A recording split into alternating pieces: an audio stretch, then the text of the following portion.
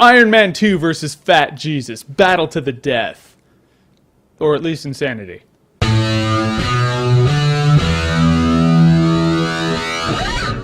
Due date. After 23 years and the death of John Hughes, we finally get the unofficial sequel to Planes, Trains, and Automobiles. So Due Date stars Robert Downey Jr., a really short-tempered father-to-be who's trying to get back to LA in time for the birth of his first child. And Fat Jesus, who is one of those get under your skin with every syllable types, but he's also Robert Downey Jr.'s only hope at getting back. And the reason it's funny? Because if dialogue-based comedic timing were watches, Robert Downey Jr. would pretty much be a Rolex. So mix that with Zach Galifianakis' character. Do I really need to say more? Because we all know someone like that. We all know at least one. I know one. I roomed with one.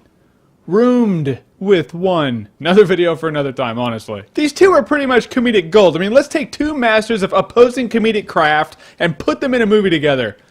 I mean, you're already laughing before you know what the script is. Even though I do feel like there are a few scenes in this movie that are borrowed straight from Planes, Trains, and Automobiles. I mean, not just the premise, but a few scenes. At least a couple scenes. But of course, in this movie, there's drug use, and the situations are a lot more extreme, but it is the director of The Hangover, not Ferris Bueller's Day Off. But actually, my main fear in this movie was that they showed all the funny scenes in the trailers, but not so.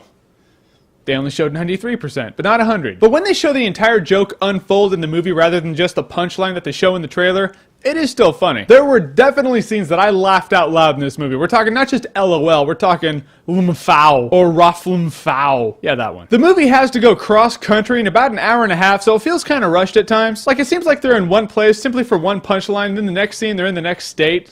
Kind of gets annoying. But what can I say? Galifianakis and Downey Jr., they work well together. I laughed in the movie did its job. So I would say I would actually buy this movie, even on Blu-ray, if I didn't already have Planes, Trains, and Automobiles. And that, as they say, is that. But if you like what you've seen here and you want to see more, then click right here to see more.